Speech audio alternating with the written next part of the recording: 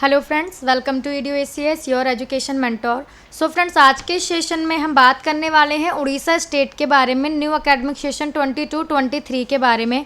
Friends, Orissa ने अपनी official website OJEE.nic.in पर नोटिस रिलीज़ किया है न्यू काउंसलिंग के लिए, जो आपकी इस ईयर की न्यू सेशन की काउंसलिंग स्टार्ट होने वाली है, जिसकी फ्रेंड कुछ स्टेट ने कर भी दी है अपनी, और MCC में भी कल की वीडियो में हमने आपको प्रीवियस वीडियो में बताया था कि MCC का भी नोटिस आ चुका है, जिसमें कि ये मेंशन है कि 10 तारीख से काउंसलिंग जो है आपकी वो स्टार्ट हो सकती है। और फ्रेंड, ऐसे में अब MCC का डेट उन्होंने ऑफिशियल कर दी है कि 10 तारीख से काउंसलिंग स्टार्ट हो सकती है। तो फ्रेंड, उड़ीसा ने भी अपने स्टेट की काउंसलिंग का पूरा शेड्यूल जो है वो रिलीज़ कर दिया है। तो आज हम उसी शेड्यूल के बारे में बात करेंगे कि जो डेट है वो क्या डेट है, चाहे वो आपके रजिस्ट्रेशन की हो या आगे का पूरा जो काउंसलिंग प्रोसीजर होता है।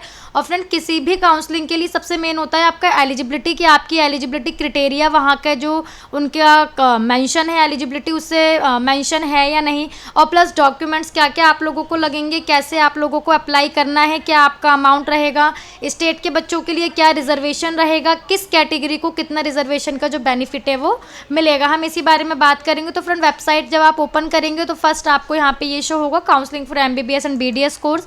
इसको जब आप लोग यहाँ पर ओपन करेंगे तो यहाँ पे आपको देखिए व्हाट्स न्यूज़ में एंड इन्फॉर्मेशन में पब्लिक नोटिस आपको नोटिस मिलेंगे। आप इस वाले नोटिस को फ्रेंड यहाँ पे ओपन करेंगे तो ये आपका देखिए ये काउंसलिंग का शेड्यूल है, जिसके बारे में हम अभी बात करेंगे। लेकिन फर्स्ट हम यहाँ पे बात करेंगे कि आपका जो पूरा क्राइटेरिया है, चाहे वो आपका एलिजिबिलिटी का क्राइटेरिया हो या आपका कोई कैंडिडेट NRI के थ्रू जा रहा है, या रिजर्वेशन क्या है, क्या क्या डॉक्यूमेंट्स की जो है हमको, क्योंकि काउंसलिंग में आपके सबसे मेन डॉक्यूमेंट्स होते हैं।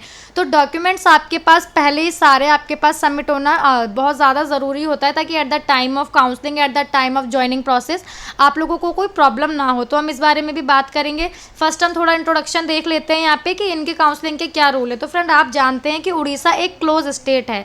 अगर कोई अदर स्टेट का कैंडिडेट है और वो उड़ीसा के प्राइवेट कॉलेजेस के लिए जाना चाहता है, तब वो पार्टिसिपेट इस कंडीशन में नहीं कर सकता है। उड़ीसा में जो कॉलेजेस हैं प्राइवेट के, वो अपने स्टेट के बच्चों के लिए ही हैं।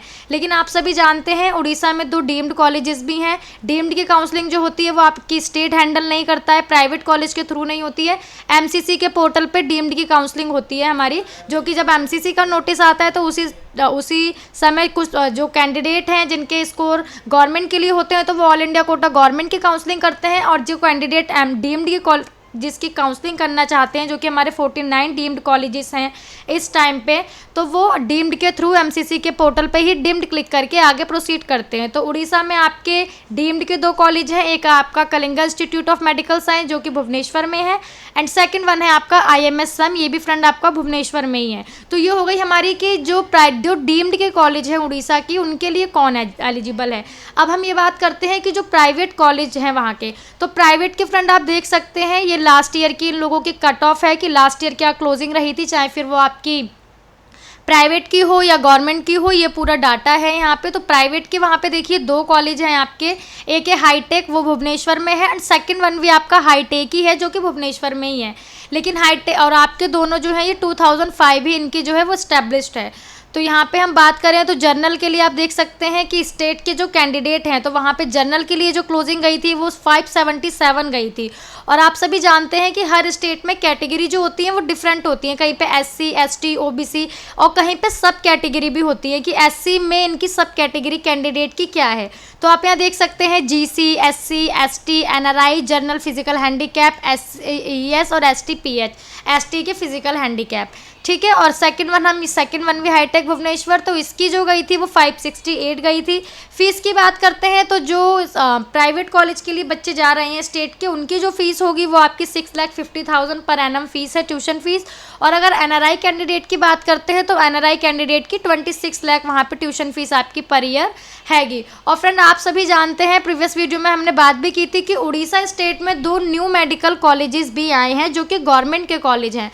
उड़ीसा में गवर्नमेंट के आपके ओवरऑल लास्ट ईयर के काउंसलिंग तक 7 कॉलेजेस थे, और लेकिन इस साल आपके 2 कॉलेजेस और बढ़ गए हैं, जिसमें से एक है आपका GMC क्योंझर वाला और सेकंड वन है आपका GMC सुंदरगढ़ वाला। दोनों फ्रेंड 100 सीट के साथ आए हैं, दोनों ही गवर्नमेंट के कॉलेज हैं। उड़ीसा स्टेट की काउंसलिंग में अब काउंसलिंग स्टार्ट हो गई है, सीट मैट्रिक्स वगैरह फ्रेंड इनकी आएगी, तो हम और भी ज़्यादा अच्छे से देख सकते हैं कैटेगरी वाइज कि किस कैटेगरी के लिए कितनी सीट जो है वो अवेलेबल रखी गई हैं 100 में से। तो फ्रेंड फ्रेंड ये हमने बात कर ली कॉलेजेस के बारे में, कौन सी कॉलेजेस के लिए उड़ीसा के कौन कैंडिडेट्स अप्लाई कर सकता है। लास्ट ईयर के आप लोगों को क्लोजिंग देखते हैं तो जनरल के लिए 591 गई थी और बाकी सभी कैटेगरी की आप यहाँ पे देख सकते हैं। जीसी की 588, ईडब्ल्यूएस की 585, एससी की 505, एसटी को फ्रेंड आप जानते हैं कि जो हमारी कैटेगरी जिन कैंडिडेट को कैटेगरी बेनिफिट होता है, जो ओबीसी एससी एसटी होते हैं तो इनकी कट ऑफ जो होती है वो कम होती हुई चली जाती है। एसटी की 365 गई थी। अब हैंडीकैप जो फिजिकल हैंडीकैप होते हैं 131 पे जनरल को मिल गई थी। जीसी को 152 पे मिल गई थी। ऑल इंडिया कोटा जनरल की बात करते हैं तो friend all India quota general आप जानते हैं कि गवर्नमेंट के लिए ऑल इंडिया कोटा से आप जाएंगे तो कट ऑफ आपकी जो है वो हाई जाएगी और 612 गई थी। मैनेजमेंट के लिए वही कि उड़ीसा में जो प्राइवेट कॉलेजेस हैं जिनके लिए स्टेट के बच्चे अप्लाई कर सकते हैं, क्योंकि उड़ीसा एक क्लोज स्टेट है, अदर स्टेट के बच्चे उड़ीसा की काउंसलिंग के लिए पार्टिसिपेट प्राइवेट कॉलेजेस के लिए नहीं कर सकते हैं। 568 गई थी। एनआरआई को आप जानते हैं 148 पे मिल गया था। एक्स सर्विसमैन, एसटीपीएच और ऑल इंडिया कोटा एसटी। ये हमारा पूरा कॉलेजेस की हमने डिटेल जान ली, क्या कॉलेजेस हैं, कितनी सीट्स हैं, क्या इनकी क्लोजिंग गई थी। अब हम थोड़ा इंट्रोडक्शन वाला पार्ट देख लेते हैं कि यहाँ पे इन्होंने क्या बताया है। तो the state candidates who have qualified in the NEET test will be eligible for registration. जो कैंडिडेट, ऑब्वियस सी बात है, जो कैंडिडेट ने नीट क्वालिफाई किया होगा वही उड़ीसा स्टेट की काउंसलिंग के लिए एलिजिबल होंगे। उड़ीसा या कोई भी स्टेट है तो कंडीशन तो आपकी फर्स्ट ये होती है कि आप पास होने चाहिए, आपके पास मार्क्स होने चाहिए। एलिजिबिलिटी की बात करते हैं तो the candidate must be age of 17 years of age, मतलब 17 का तो कैंडिडेट हो, मतलब 17 ईयर्स का जो कैंडिडेट है वो होना चाहिए आपका लास्ट एट डेट तक। The candidate must be permanent native of Orissa. आप देख सकते हैं इस लाइन के थ्रू कि जो वही कैंडिडेट अप्लाई कर सकते हैं जो कि उड़ीसा के हैं और children of all India civil service officer serving in state Orissa cadre. तो आप जानते हैं कि फ्रेंड आपका जो डोमिसाइल बनता है आपका एकेडमिक के बेस पे बनता है, रेजिडेंस के बेस पे बनता है और एक आपका अदर वाला पॉइंट होता है इंडिया सिविल सर्विस। इसमें आपको शो कराया गया है कि वो कैंडिडेट जिनके जो गार्जियन पेरेंट है वो India civil service officer serving state के ही उड़ीसा के हैं वो आप अप्लाई कर सकते हैं। और आप जानते हैं पीसीबी में जो आपका होता है फिजिक्स केमिस्ट्री बायो जो कि कैंडिडेट के पास 11th 12th में होती है, उसमें आपकी परसेंटेज मेन होती हैं। तो वही है ऑब्वियस नॉर्मल सी कि the candidate must have pass +2 12th SC and in the subject of physics chemistry bio with English individually and must have secure minimum 50% marks taken together in physics chemistry and bio. Physics chemistry bio तीनों subject के मिला के आपके पास 50% marks तो होने ही चाहिए counselling के लिए अप्लाई करने के लिए। और यहाँ पे देखिए दे रखा है कि जनरल के लिए +2 SC level for general candidate के लिए 40%, एससी एसटी कैंडिडेट के पास 45% होने चाहिए और disability candidate PCG the required mark for physical challenge candidate जो फिजिकल हैंडीकैप्ड होते हैं, फिजिकल चैलेंज कैंडिडेट होते हैं और एससी एसटी कैटेगरी के उनके लिए 40% है। अब यहाँ पे द मिनिमम क्वालिफाइंग मार्क्स, तो क्वालिफाइंग मार्क्स इन्होंने आपको यहाँ बताए हैं 50%, 45% अलग अलग हैं कैटेगरी वाइज आप देख सकते हैं। एलिजिबिलिटी फॉर एनआरआई कैंडिडेट, तो जो वहाँ पे कॉलेजेस हैं जो एनआरआई के लिए बच्चे कैंडिडेट जा सकते हैं तो उनका क्या रूल है। The NRI candidate who have qualified the NEET UG 2022, NRI means the children of ward of a person of Indian origin residing outside India. Such candidate have to submit the following documents in supports of NRI eligibility. So friend previous videos में जिसमें हमने documents की बात की है या और भी स्टेट की बात की है जिसमें एनआरआई जाते हैं तो हमने बताया है कि एनआरआई नॉन रेजिडेंट इंडियन होते हैं जो कि अदर कंट्री में जो अदर कंट्री में आपके फादर मदर या कोई भी आपके गार्जियन कोई भी आपका रिलेटिव जो रहता है जो कि इंडिया में नहीं है अदर कंट्री में, तो वो एनआरआई में आते हैं। एनआरआई में ये होता है कि आपको सीट तो मिल जाएगी लेकिन बजट आपका जो है वो ज़्यादा हो जाता है, ज़्यादा इंक्रीज़ हो जाता है अदर कैंडिडेट्स के मुकाबले। अगर हम प्राइवेट के मैनेजमेंट के बच्चे देखें जो मैनेजमेंट में जाते हैं तो अभी हमने देखा उनकी फ़ीस 6,50,000 है उड़ीसा स्टेट के बच्चों के लिए प्राइवेट कॉलेज के लिए, लेकिन वहीं हमने एनआरआई का देखा तो 26 लाख पर एनम फीस है, तो फीस आपकी इंक्रीज़ हो जाती है एनआरआई में। और डॉक्यूमेंट्स का पार्ट जो होता है वो बहुत मेन होता है क्योंकि आप एनआरआई तभी शो हो सकते हैं जब आपके पास सारे वैलिड डॉक्यूमेंट्स हों, अदरवाइज आप काउंसलिंग के लिए अप्लाई करते हैं तो मतलब आप लोगों का वहाँ पे कैंसिल हो जाता है अगर आपके पास प्रॉपर डॉक्यूमेंट्स नहीं होंगे जैसे डॉक्यूमेंट्स उन्हें चाहिए। तो documents claiming that the sponsor is an NRI, के कौन स्पॉन्सर है, आपको कौन स्पॉन्सर कर रहा है, आपके मदर फादर स्पॉन्सर कर रहे हैं या मम्मा की साइड से कोई स्पॉन्सर कर रहा है, पापा की साइड से कोई स्पॉन्सर कर रहा है, तो स्पॉन्सर का एफिडेविट जो होता है आपके पास वो होना चाहिए, पासपोर्ट वीज़ा होना चाहिए, स्पॉन्सर का relation of the NRI with the candidate. जो आपको स्पॉन्सर कर रहे हैं आपके साथ उनका क्या रिलेशन है, वो आपके मदर हैं, फादर हैं, या मम्मा की साइड से कोई हैं या फादर की साइड से कोई हैं, उनके साथ क्या रिलेशन है, या आपको रिलेशनशिप का जो सर्टिफिकेट होता है, एफिडेविट होता है, उसमें शो कराना होता है। ये इन्होंने वही दिया है कि किसके थ्रू, सुप्रीम कोर्ट के किस ऑर्डर के थ्रू, इन्होंने आपको वहीं पे ही बताया है। Affidavit duly notarize from the sponsor that he she will sponsor the entire course fee of the candidate. तो जिसकी अभी हम अर्लियर ऊपर बात कर रहे थे कि जो आपके एफिडेविट होंगे, चाहे वो रिलेशनशिप का एफिडेविट हो आपका या स्पॉन्सरशिप का, ये आपको नोटरी कराना होता है। तो नोटरी जब आप करा लेते हैं तो ऑब्वियस सी बात है, स्पॉन्सरशिप में आपको ये शो कराना होता है कि कौन स्पॉन्सर है, कौन जो है आपकी एनआरआई के पूरे कोर्स का जो है हैंडल कर रहा है काउंसलिंग के लिए। रिलेशन में कि कैंडिडेट का स्पॉन्सर के साथ क्या रिलेशन है। और मेन आपका डॉक्यूमेंट होता है इन दोनों से भी ज़्यादा, आपके ये दोनों भी बहुत मेन है, लेकिन इससे भी ज़्यादा एम्बेसी सर्टिफिकेट। एम्बेसी में आपकी सारी डिटेल्स यही मेंशन होती है कि ये जो कैंडिडेट है स्पॉन्सर के साथ इसका ये रिलेशन है, स्पॉन्सर ये है, मेडिकल की काउंसलिंग के लिए अप्लाई करना चाहता है इंडिया में, तो वो आपका एम्बेसी में शो होता है। एम्बेसी फ्रेंड आपकी इंडिया में भी एम्बेसी की ब्रांच होती है, लेकिन अदर कंट्री में जहाँ स्पॉन्सर रह रहे होते हैं, जो रिलेशन होता है वो रह रहे होते हैं, वहाँ से भी एम्बेसी आपकी जो है वो बन जाती है।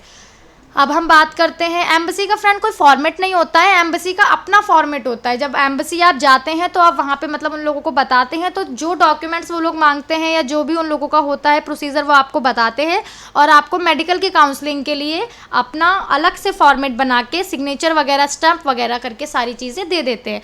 रिजर्वेशन की बात करें तो रिजर्वेशन आप लोग जानते हैं कि जिन कैंडिडेट को कैटेगरी बेनिफिट होता है, जो कि SC होते हैं, ST होते हैं, उड़ीसा में जैसे आपका PC, ES, GC, SG, ये सब भी होते हैं, सब कैटेगरीज, तो इनके लिए रिजर्वेशन की बात करें तो जो शेड्यूल ट्राइब ST होते हैं उनके लिए 12% का रिजर्वेशन है, और शेड्यूल कास्ट के लिए 8% का रिजर्वेशन है, फिजिकल चैलेंज के लिए 5% का, और each category and ex serviceman जो होते हैं उनके लिए 3% का। ग्रीन कार्ड होल्डर्स जो होते हैं GC, उनके लिए 5% का। State government quota, state government schools 15% का shall be notarized covering all vertical reservation as well as under unreserved group, and EWS 10% when appropriate number of seat have been increased to accommodate such EWS quota, any other reservation category if notified shall also be applicable। तो friend यही category है, इनमें इतना आपका reservation होता है। ये हमने यहाँ पे बात कर ली। अभी इन्होंने आपको जो ऊपर शो कराया है रिजर्वेशन का, इन्होंने आपको वही सारी चीज़ें यहाँ दी हैं, और इन लोगों के स्टेट में जो आप जानते हैं सुप्रीम कोर्ट के ऑर्डर्स वगैरह होते हैं, एक्स सर्विसमैन के लिए क्या सारी चीज़ें हैं, इन्होंने आपको यहाँ पे और ब्रीफ में बताया है कि एक्स सर्विसमैन कौन होते हैं, या आपके EWS में कौन से कैंडिडेट्स आ जाते हैं, स्टेट गवर्नमेंट स्कूल में कौन कौन लोग आ जाते हैं।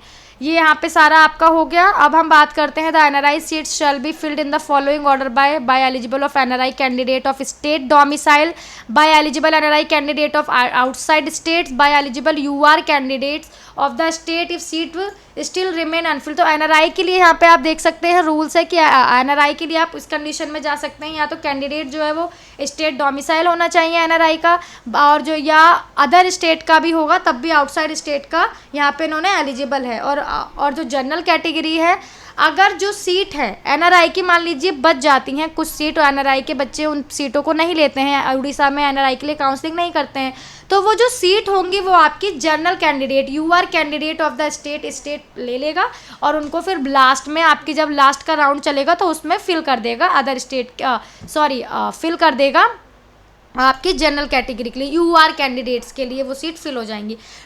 डॉक्यूमेंट क्या क्या रिक्वायर्ड होंगे इनको ध्यान से देखना है। क्लास 10th का सर्टिफिकेट आपकी, क्योंकि क्लास 10th पे डेट ऑफ बर्थ होती है जो कि बहुत मेन होती है, डेट ऑफ बर्थ वेरिफिकेशन के लिए होती है। 12th की मार्कशीट, 12th का पासिंग सर्टिफिकेट जो आप लोगों को मिलता है, नीट का रैंक कार्ड वही कि आपका जो स्कोर कार्ड रिजल्ट है, फोटोग्राफ रिसेंट की photograph, nativity certificate, proof of being native of Orissa. Nativity certificate आप लोगों को दिखाना है ये प्रूफ करने के लिए कि आप वहाँ के उड़ीसा के ही रहने वाले हैं। Certificate to claim reservation if any SC ST GC EWS। तो फ्रेंड अगर आप देखिए SC के लिए, ST के लिए, GC EWS अपने रजिस्ट्रेशन फॉर्म में फिल करेंगे तो आपको इसके लिए प्रूफ देना पड़ेगा कि अगर आपने SC फिल किया है तो आपको अपना SC ST GC EWS इनका जो सर्टिफिकेट होते हैं कास्ट के, वो आपको वहाँ पे शो कराने होंगे। ये हमारे यहाँ बात हो गई। प्रोसीजर क्या होगा, तो प्रोसीजर फ्रेंड आप जानते हैं काउंसलिंग का जो प्रोसीजर होता है पूरा, वो होता है आपका फर्स्ट आपको ऑनलाइन रजिस्ट्रेशन करना होता है। रजिस्ट्रेशन के बाद सेकंड फेज़ आता है आपका चॉइस फिलिंग। चॉइस फिलिंग के बाद आते हैं आपके डॉक्यूमेंट्स, देन आफ्टर दैट आपका आता है वहाँ पे सीट अलॉटमेंट और ज्वाइनिंग प्रोसेस। लेकिन ऑनलाइन रजिस्ट्रेशन के बाद ये नहीं कि आपकी जो तुरंत ही या नेक्स्ट डे ही चॉइस फिलिंग हो जाएगी। ऑनलाइन रजिस्ट्रेशन के बाद जो आपके सब पॉइंट्स होते हैं वो ये होते हैं कि रजिस्ट्रेशन आपने कर दिया, आपकी एक मेरिट लिस्ट आएगी जिसमें जिन कैंडिडेट ने रजिस्ट्रेशन किया है उन सभी का जो है नेम होंगे, आपका नीट का रोल नंबर होगा, आपकी अदर डिटेल्स होंगी। और जैसे ही मेरिट लिस्ट आती है वो एक प्रोविजनल मेरिट लिस्ट आती है। अगर किसी कैंडिडेट को कोई शिकायत होती है, उसने रजिस्ट्रेशन किया है, उसका नेम नहीं है, तो वो मेल के थ्रू एक जो भी वो अपने देते हैं उसके थ्रू वहाँ पे मेल वगैरह करते हैं। और उसके बाद एक फाइनल मेरिट लिस्ट आती है जिसमें कि सभी कैंडिडेट्स के नेम जो है वो उन लोगों को मिल जाते हैं। तो फ्रेंड देखिए इसी पूरे प्रोसीजर को उन्होंने यहाँ पे बताया है, ये करेंगे। उसके बाद आपका online application upload required document आप जब रजिस्ट्रेशन करेंगे तो जिन डॉक्यूमेंट्स की ज़रूरत होगी वो डॉक्यूमेंट आपको अपलोड करने हैं। रजिस्ट्रेशन चार्जेस आपके 1000 है। All the document must be uploaded in PDF format. So friend देखिए इस बात का ध्यान रखना, काफ़ी कैंडिडेट्स के कमेंट्स आते हैं मैम हम डॉक्यूमेंट्स अपलोड कर रहे हैं लेकिन ये अपलोड नहीं हो रहे। तो वो अपलोड इसलिए नहीं होते हैं क्योंकि उनका एक फॉर्मेट होता है। अगर आपको इन्होंने यहाँ पे मेंशन किया है कि PDF फॉर्मेट ओनली, तो आपको PDF में ही सारे डॉक्यूमेंट जो हैं अपने वो अपलोड करने हैं। अगर कोई और फॉर्मेट होगा, JPEG होगा, JPG होगा, तो अदर फॉर्मेट में आपको कन्वर्ट करके वहाँ पे अपलोड करने होते हैं। The size of PDF file will be mention against each document. तो जब आप डॉक्यूमेंट अपलोडेशन के पार्ट पे पहुंचेंगे तो वहाँ पे आपको PDF में तो अपलोड करने हैं, लेकिन उसका भी एक साइज़ होता है कि आपको 1 MB, 500 KB, 600 KB कितने KB में करना है। अदरवाइज़ जो PDFs होते हैं, जैसे आपका नीट का स्कोर कार्ड है या आपका नीट का रैंक कार्ड है, तो एडमिट कार्ड है, तो ये इनको MB में भी आप कर सकते हैं, लेकिन उसके आगे मेंशन होता है। उससे ज़्यादा में आप करेंगे, उससे कम में करेंगे, तब वो एक्सेप्टेबल वहाँ पे नहीं होगा। तो इन चीज़ों का ध्यान रखना है आपको फॉर्म फिलिंग करते टाइम और डॉक्यूमेंट्स अपलोड करते time. During document verification query may be raised by the verifying officer depending on the observation, therefore candidate must check their email ID regularly. तो जो भी आपने रजिस्ट्रेशन फॉर्म फिल करते समय आप जो भी मेल ID मेंशन करेंगे, कॉन्टैक्ट नंबर मेंशन करेंगे, उस पर आपको एक्टिव रहना है। ये नहीं कि आपने कर दिया तो एक्टिव नहीं एक्टिव रहना है, उसको चेक करना है। क्योंकि इन्होंने देखिए यहाँ मेंशन किया है कि कोई भी क्वेरी 24 आवर्स के अंदर कैंडिडेट्स की रजिस्टर्ड मेल ID पे आ सकती है। जो वहाँ के आपके वेरिफिकेशन है, जो ऑफिसर हैं, वेरीफाइंग ऑफिसर हैं, जो कि आपका सारा हैंडल करते हैं काउंसलिंग का, जो अथॉरिटीज़ होती हैं काउंसलिंग की, जो कि हैंडल करती हैं सारा प्रोसेस। तो अगर कुछ होता है तो वो मेल पे डिटेल्स भेजती हैं। तो मेल पे आप लोगों को ध्यान रखना है कि मेल पे अगर कुछ आता है, अगर उसका रिवर्ट मांगा है या कोई डॉक्यूमेंट्स मांगा है, कुछ बोला है, तो उस चीज़ को ध्यान देना है। A candidate may fail to get registration in case of any irregularity in furnishing required data and their supporting document as per guidelines। तो देखिए फ्रेंड, इसकी जो हम अभी ऊपर बात कर रहे थे कि डॉक्यूमेंट्स का पार्ट बहुत मेन होता है। डॉक्यूमेंट सारे अपलोड करने होते हैं जो उन्होंने आपसे मांगे हैं, और वो तो आपको ज़रूरी अपलोड करने हैं जो कि मैंडेटरी हैं। जो फील्ड मैंडेटरी नहीं होती और उसके बाद भी फॉर्म प्रोसीड हो रहा है तो ठीक है, लेकिन जो फील्ड मैंडेटरी हैं, और मैंडेटरी के लिए आपके अलग अलग साइन होते हैं, कहीं पे स्टार होता है, कहीं पे रेड कलर का कुछ होता है, अलग अलग होते हैं। रजिस्ट्रेशन फ़ी 1000 है जो कि नॉन रिफंडेबल फ़ी है।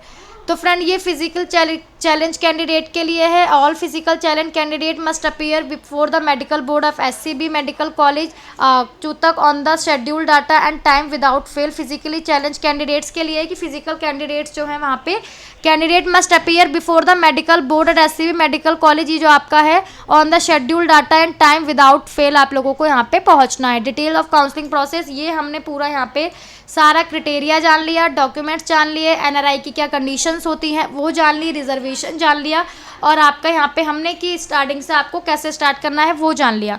अब हम वेबसाइट पे अगेन जाएंगे, इसके बाद हम इसको यहाँ पे ओपन करेंगे तो हमारा जो ये वाला फेज़ है वो ओपन हो जाएगा। अब हम यहाँ पे बात करेंगे रजिस्ट्रेशन की डेट्स, जो कि आपकी सबसे मेन है काउंसलिंग के लिए। अगर आपने इस बीच में नहीं किया तो आप यहाँ पे नहीं आगे प्रोसीड कर पाएंगे। तो registration and online application fee deposit uploading of document for online verification 30 of September 4 PM से 10 ऑफ अक्टूबर तक आपका जो है ये स्टार्ट यहाँ पे रहेगा। तो कल से आपके जो फ्रेंड रजिस्ट्रेशन है वो आपके स्टार्ट हो चुके हैं इवनिंग 4 PM के बाद।